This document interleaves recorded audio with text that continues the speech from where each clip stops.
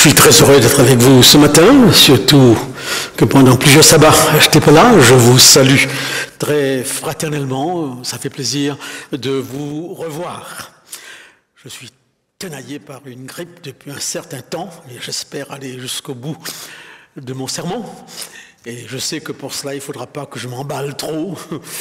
Si toutefois je m'emballe, faites-moi un petit signe afin que je puisse, comme on dirait, cool down, n'est-ce pas?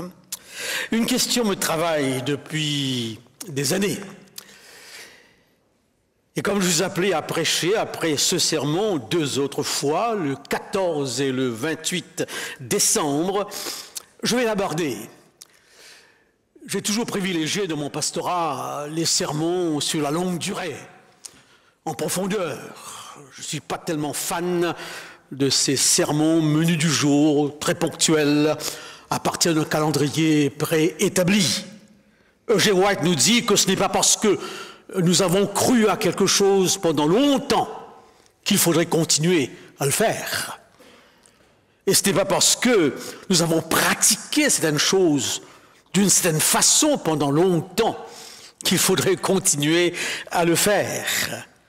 C'est la parole abordée en profondeur qui soit vraiment capable de nous transformer, de nous changer vraiment. Quelle est donc la question qui me travaille depuis des années? Lorsqu'on veut comprendre ce que veut dire certaines choses, lorsqu'on veut sentir ce que ressentent les gens par rapport à certaines choses, la collectivité, il y a une solution toute simple. On n'a qu'à analyser le vocabulaire utilisé. Les mots qui sont employés pour parler de cette chose. Je vais le faire. Et vous comprendrez tout de suite de quoi nous allons parler. Il m'arrive souvent, dans l'après-midi du samedi, lorsque je n'ai pas été présent au culte, ou que j'ai été ailleurs, de téléphoner à certaines personnes avec qui je partage certaines préoccupations d'église, de leur poser la question « Comment ça s'est passé ?» Et les réponses suivantes me viennent souvent. « C'était intéressant. » Oui, c'était intéressant. Comme d'habitude, le prédicateur a un style accrochant. C'était intéressant. Comme un livre intéressant, une rencontre intéressante, un plat intéressant, un moment intéressant. Attention, parfois la réponse est à l'opposé. Je me suis ennuyé. Qu'est-ce que je m'ennuie le samedi matin? Alors là, ça vous coupe le souffle. Je me suis ennuyé. Et d'autres, j'ai décroché. Après 10 minutes, je décroche. D'une manière générale, il faut beaucoup pour m'accrocher. Et si c'est une femme qui prêche, ça va encore plus vite. C'est ce que j'entends. Et je l'entends depuis mon enfance. C'est pas nouveau. Et vous le ressentez pleinement? Eh bien oui, je décroche. Et pendant ce temps, mes pensées vagabondent. Pendant ce temps, je somnole. Heureusement qu'on a le petit portable. Pendant ce temps, je peux au moins cliquer sur Google. Je peux au moins voir mes mails. Soyons réalistes. Soyons réalistes. Ce petit appareil est dans nos poches actuellement. Et il facilite beaucoup de choses. Eh bien oui, c'était ennuyeux. Ou alors, tout simplement, c'était bien, ça manquait de vie, c'était pas consistant, il s'est répété. Je me suis endormi. Ça me fait penser à une histoire d'un pasteur qui, voyant un de ses ouailles assis au premier banc, en train de ronfler, dit à son ancien, « Réveille-le !» Et l'ancien de lui dire, « Tu l'as endormi, réveille-le toi-même. » Eh bien oui, je me suis endormi.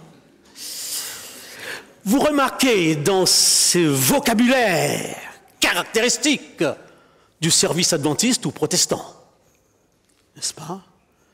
vous remarquez que tout l'accent est mis sur le sermon. Toute l'appréciation ou la désappréciation ne touche pas le temps de louange, qui est tout à fait nouveau dans nos milieux. Ça date d'une dizaine d'années, sous l'influence charismatique. Soyons clairs, n'est-ce pas? Remercions-les, n'est-ce pas? Oui, ça touche le sermon. Un bon sabbat, c'est un bon sermon. Voyons notre aspect des choses, toujours au point de vue du vocabulaire. Tous ceux qui montent en chair, de temps en temps, passent par la petite salle à côté, et là, pendant quelques minutes, avant de monter en chair, on considère le programme du culte. Le programme. La place de chacun, le rôle de chacun. Et s'il y a une urgence, une priorité, il faudra savoir où trancher. 2 strophes à la place d'une, ou à la place de 3. Raccourcissez la lecture, si possible. Il faut faire vite aujourd'hui, il y a un colloque qui suit. N'est-ce pas? Je ne pense pas que je vous étonne. Eh bien, le programme. Ce mot me semble un des mots ennemis du culte. Car un programme, ça nous vient du théâtre, où nous avons, pour un concert, le programme. Différents numéros, différents items. Et par rapport à la psychologie du programme, à l'impact du programme, suivant le programme ou les acteurs du programme, on sera à l'heure ou on ne le sera pas. On viendra au moment où on pense que c'est important. Parce qu'on a au fond de soi l'essentiel du programme. Alors, par rapport à un programme, on peut sortir, aller faire un petit tour à l'extérieur, prendre une bonne respiration parce qu'il fait chaud, passer un petit coup de fil, regarder un mail. D'une manière générale, c'est soit pendant la collecte, parce que c'est un item du programme, un aspect, ou alors avant la collecte, ou alors pendant l'histoire des enfants, ça c'est pour les enfants, n'est-ce pas? Nous venons après. Le programme, lorsque la liturgie est envisagée comme un programme, il y a une introduction, une conclusion, différents moments, et nous avons le loisir de choisir le moment important, ou pas. On sort, oui, s'il y a une musicienne qui doit jouer, une chorale, un duo, alors le programme permet qu'on aille faire une dernière répétition avant de venir. Et paradoxalement, on viendra porter ce culte à son sommet au travers d'un chant, d'une musique qu'on n'a pas, et on n'était pas là pour tout le culte. C'est de la performance. Et la diaconesse, par rapport au potluck, puisque c'est un programme, dira à son contingent, à son bataillon, vous sortez 15 minutes avant, parce qu'il faudra préparer le potluck. Il faut dresser les tables. Donc, 15 minutes avant la fin, je veux vous voir. Eh bien oui. Et qu'en est-il du vocabulaire par rapport à l'Église? L'hindou va au temple, et le temple commence dans sa maison. Il n'est pas, lui, assujetti à un programme, il va au temple. Le musulman va à la prière du vendredi. Le catholique va à la messe. Et toute la messe est centrée sur un événement, l'Eucharistie. Vous enlevez l'Eucharistie, il n'y a pas de messe. On ne s'inquiète pas d'un programme chez les catholiques. Cette messe dure de la même façon depuis toujours. On n'a pas besoin de la moderniser ou de la rendre contemporaine. Eh bien oui, on va à la messe. L'adventiste va à l'église. Il va à l'église et il va dire à sa chérie le samedi matin, je suis fatigué aujourd'hui, je n'y vais pas. n'est-ce pas? Je n'y vais pas.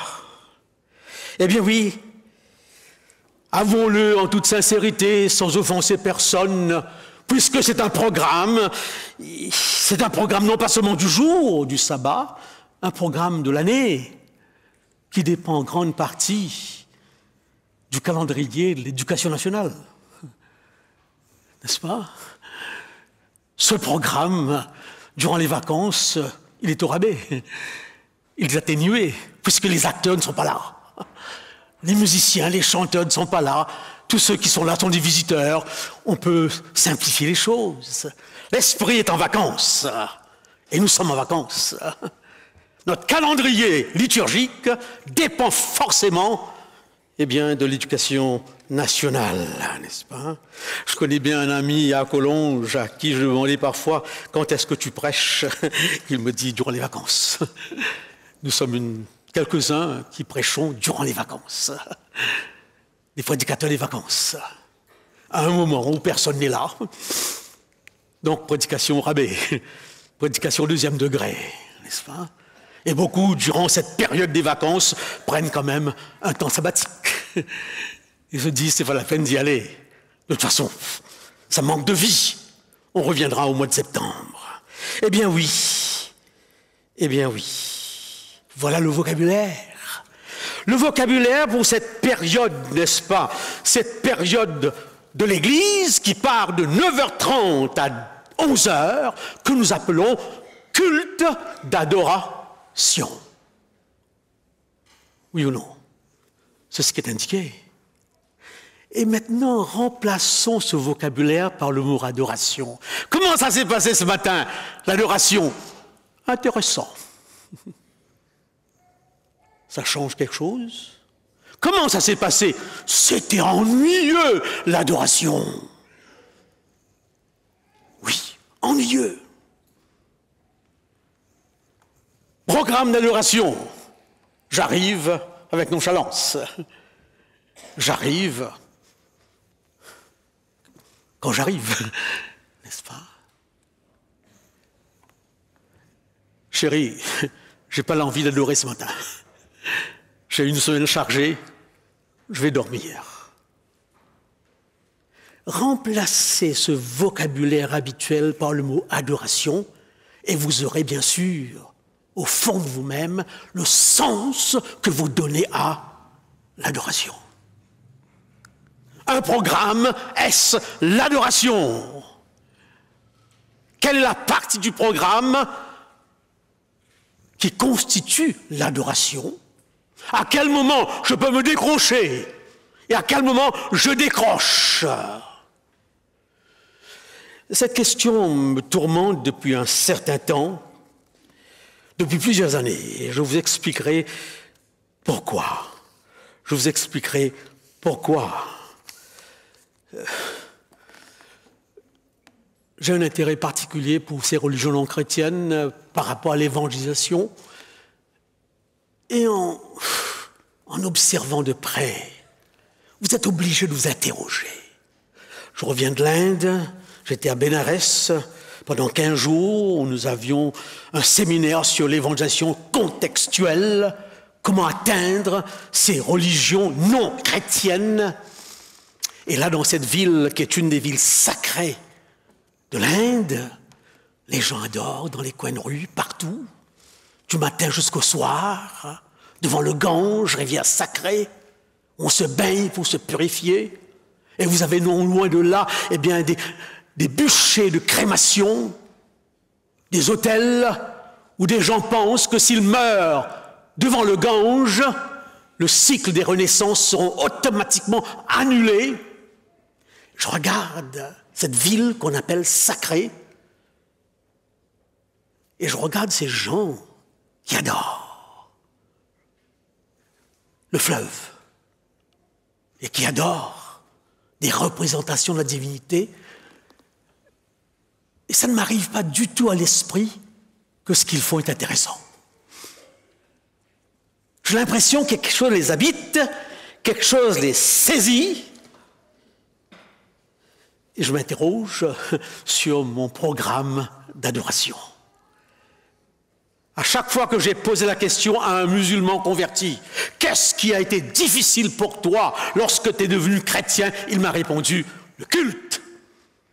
J'ai eu de la peine à m'habituer au va-et-vient. La peine à m'habituer au chuchotement. Et à l'hindou à qui je pose la même question, eh bien, la réponse c'est toujours le culte. J'ai rien compris pendant des mois à ce qui se passe. Vous comprenez d'où vient mon interrogation. J'avais invité un jour un musulman, ami à qui je donnais des études bibliques, au culte. Il est venu. Et à la suite, je lui ai dit, Ahmed, comment ça s'est passé? Il m'a répondu en toute franchise. Franchement, j'ai écouté un érudit expliquer un texte de la parole de Dieu, un texte de la Bible, mais je n'ai jamais eu l'impression d'adorer. Oui, j'ai écouté un exposé. Tout le vocabulaire tourne autour du sermon, mais je n'ai jamais eu l'impression d'adorer. Et depuis ce jour, ça m'interpelle. Ça m'interpelle. Ça remonte à l'enfance. J'avais mon petit copain Ramesh, on allait à l'école, les mains sur les épaules, et Ramesh arrive devant son temple, il s'arrête, il se joint les mains, et pendant 10 minutes, dans un silence total, sans s'inquiéter des voitures qui passent autour, il est là, prosterné. À chaque fois qu'il le faisait, je reculais pour qu'on ne m'identifie pas à ce païen idolâtre. C'est comme ça qu'on l'appelait dans nos milieux, l'idolâtrie des autres, des hindous particulièrement. Je me distinguais, mais en même temps, je m'interrogeais, me disais, mais qu'est-ce qui fait que ce jeune garçon de mon âge a la capacité de faire silence devant son temple? Ce n'est pas l'exhibitionnisme, attention. Et Ramesh, un jour, vient à une conférence de mon père, dans la maison où nous habitons. Il y a une salle, une chambre suffisamment large pour avoir des réunions, et nous sommes une vingtaine, je me souviens bien, ça remonte à l'âge où j'avais 12-13 ans, ce qui veut dire que j'ai été marqué. Ramesh entre, à pas feutré, et arrivé en face de mon père, il se joint les mains dans le silence. Bien sûr, les autres adventistes qui sont là sont perturbés, un peu étonnés. Quand deux spiritualités se rencontrent, il y a toujours ce genre de réaction. Et à l'arrivée, à la sortie, je dis à Ramesh, mais pourquoi as-tu adoré mon père? C'est un homme comme tout le monde. Et là, il me donne une leçon que je n'oublierai jamais. Quand j'entre dans un lieu où Dieu est adoré, peu importe qui est ce Dieu que je ne connais pas, je dois avoir le respect. Ça, c'est ce que le Christ disait. Je n'ai jamais vu une aussi grande foi en Israël. Je dois avoir le respect, une attitude qui signifie que je suis devant un Dieu même que je ne connais pas. Eh bien oui, l'adoration, qu'est-ce que c'est que l'adoration? Avons-nous un modèle d'adoration? Je fais remarquer, et je crois que c'est très important, que ce thème est central. Il est central dans la Bible. Il est central parce que l'enjeu de la grande controverse entre le bien et le mal, c'est l'adoration. Prosterne-toi et adore-moi. Voilà ce que Satan dit à Jésus-Christ. Prosterne-toi, adore-moi. À chaque fois qu'il est question d'adoration de la parole de Dieu, il est question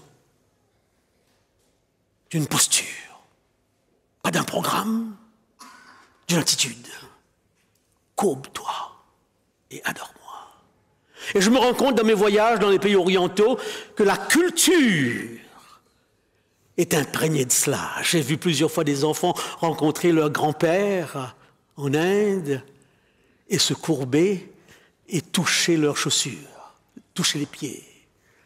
C'est dans les habitudes, n'est-ce pas? Et d'ailleurs, je suis entré dans les églises une quinzaine de fois, et une quinzaine de fois, j'ai dû enlever mes chaussures, mais je n'ai pas eu l'impression de ressentir quelque chose de particulier. Eh bien oui, lorsqu'ils arrivent dans l'étable, ils virent l'enfant et adorèrent.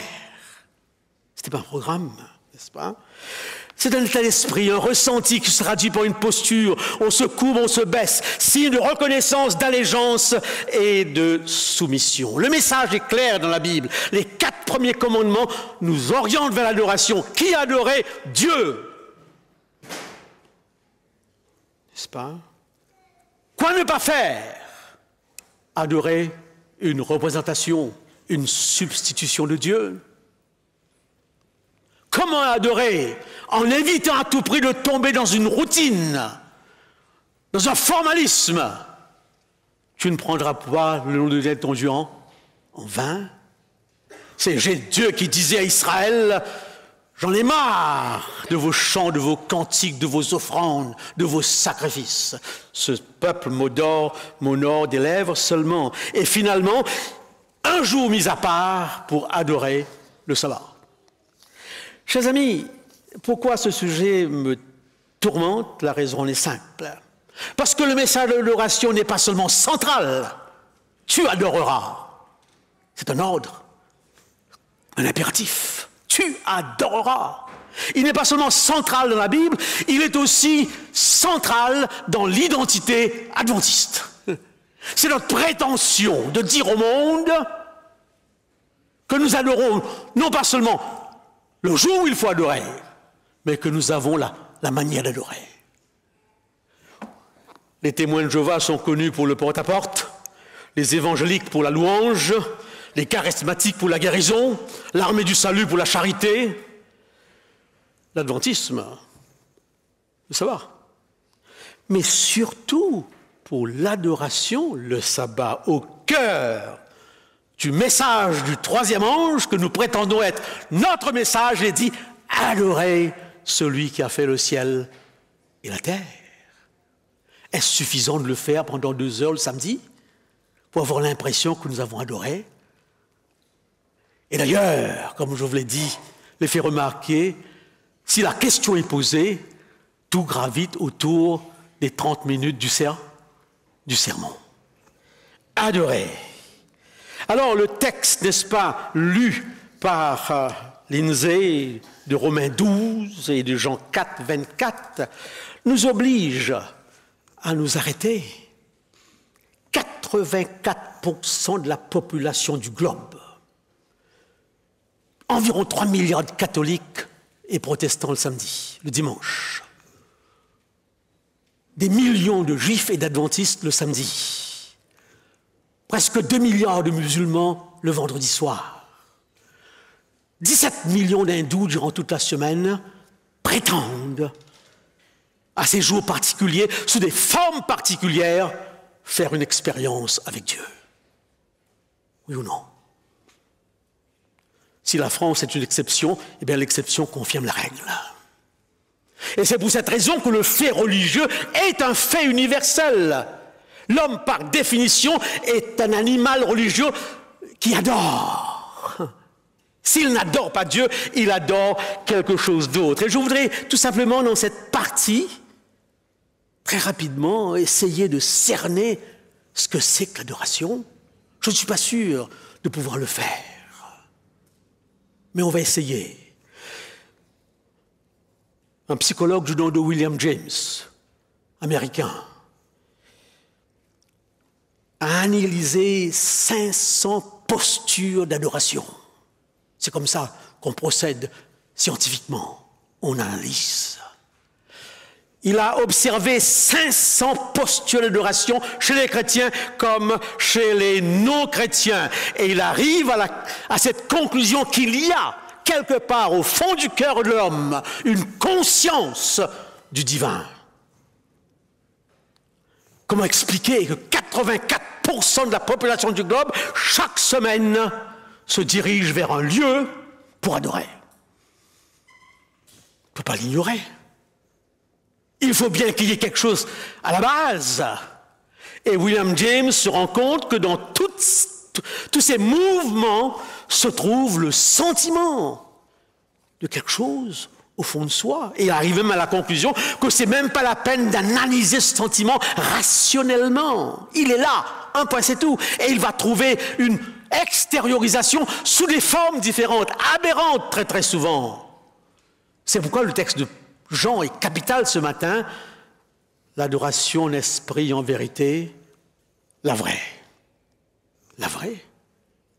Est-ce que la nôtre est la vraie? Notre école du sabbat vient des méthodistes. Le déroulement de culte des baptistes. Avec les louanges des charismatiques. Où est donc notre spécificité?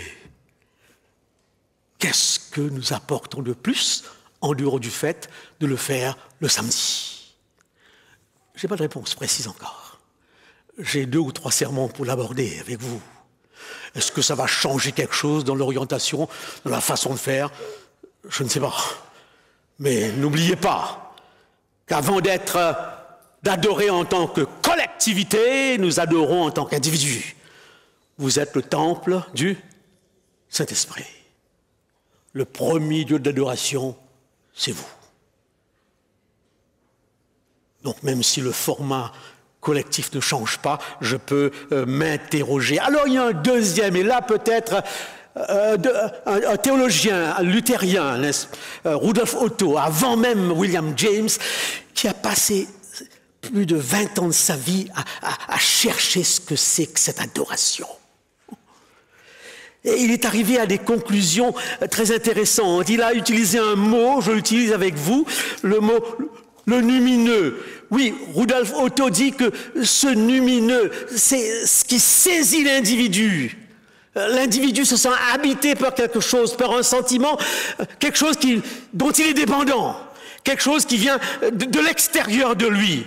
Et ce sentiment est à la fois un sentiment de mystère et en même temps de gloire, d'honneur. Il se sent rapproché de ce mystère et en même temps effrayé par ce mystère. Il essaye de cerner ce moment d'adoration parce que l'adoration n'est pas un programme, c'est un ressenti. C'est quelque chose d'intérieur.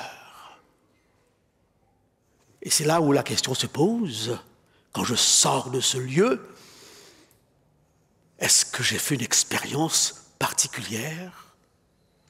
Les Anglais parleront de worshiping experience. Et dans quelle mesure je le fais?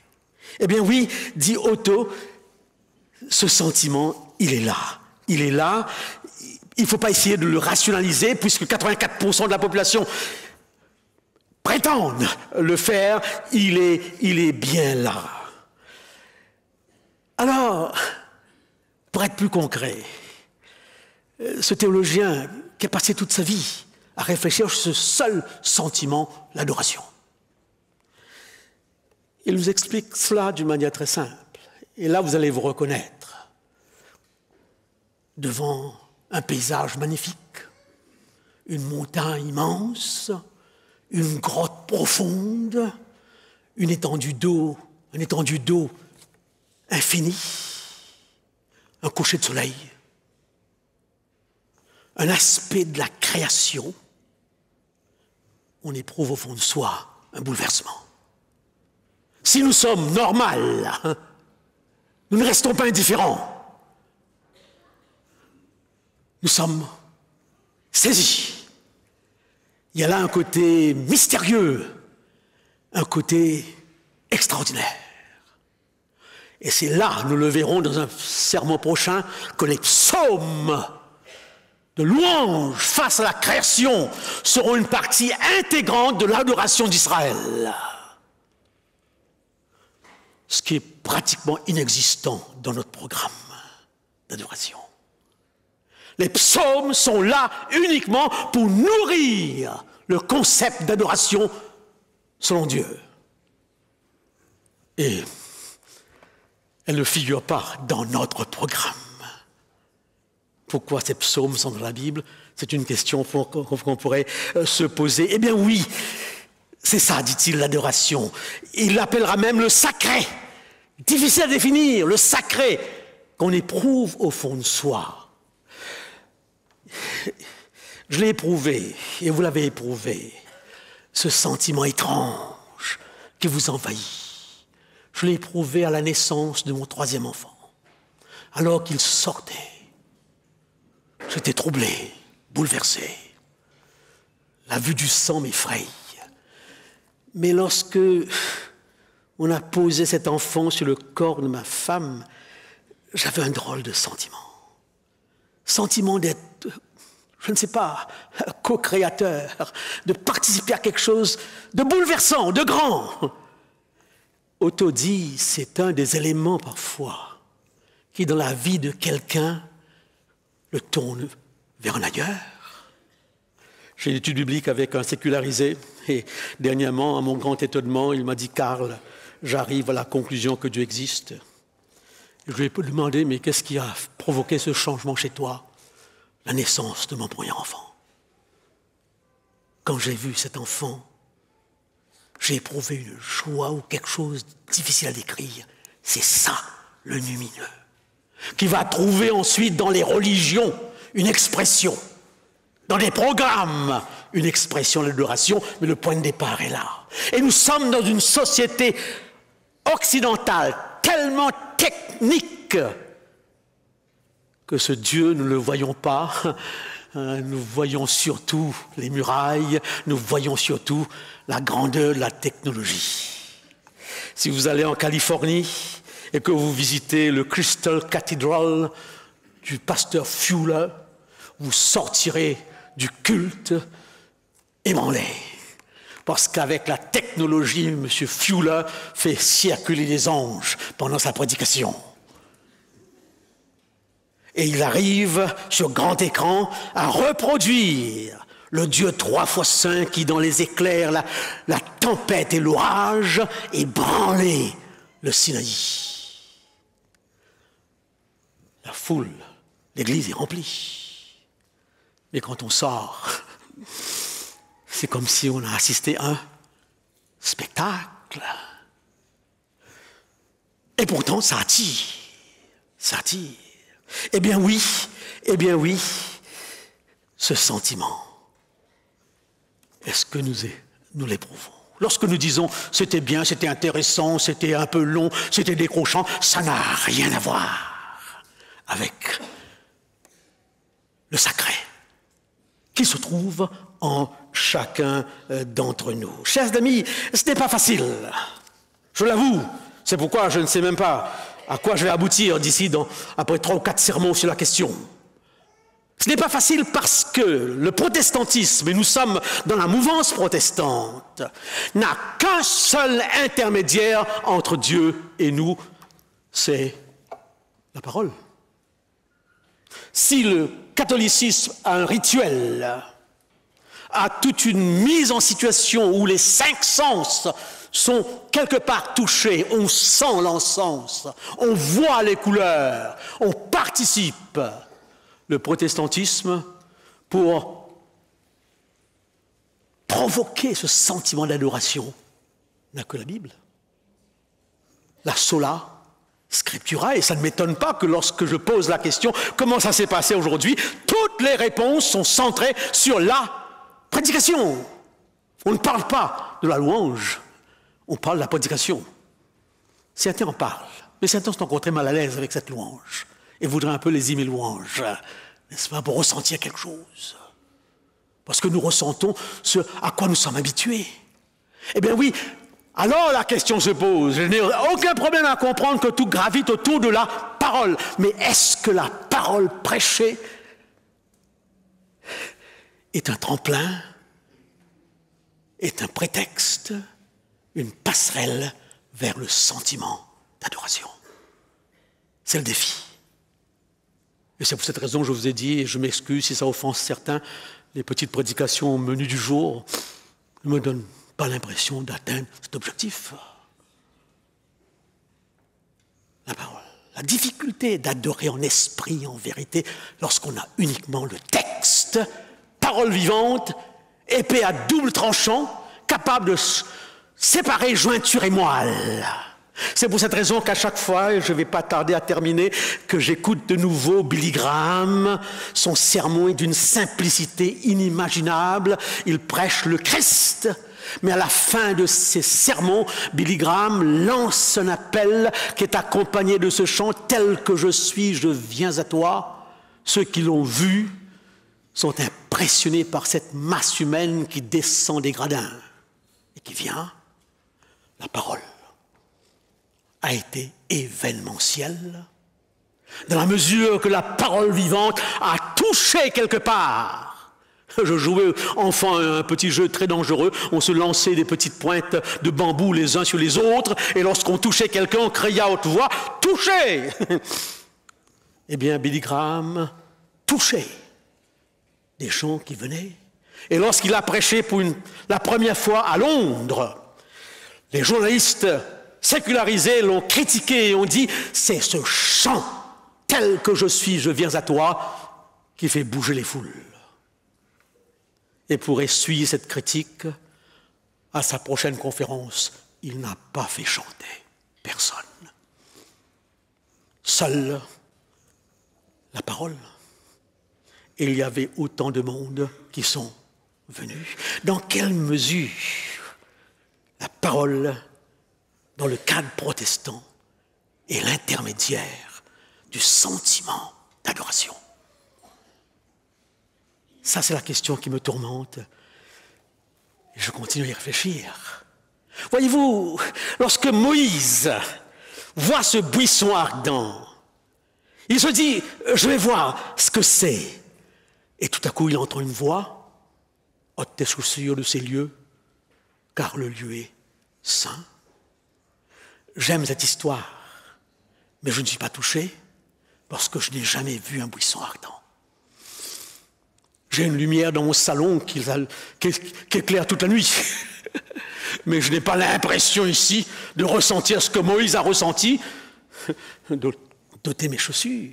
Lorsque Ésaïe voit les séraphins, voit les anges, voit toute l'armée céleste se prosterner et crier « Saint, Saint, Saint » et l'Éternel des armées, Ésaïe se jette par terre et s'écrie « Misérable que je suis ». Ce texte m'impressionne, mais me laisse quelque part indifférent parce que je n'ai jamais vu. Je n'ai que la parole, pas plus. Et lorsque Frère Lehmann nous explique avec tellement de dextérité, n'est-ce pas, d'intelligence, cette adoration dans l'Apocalypse où les vieillards jettent leur couronne, je suis impressionné, mais je n'ai jamais vu le ciel ouvert.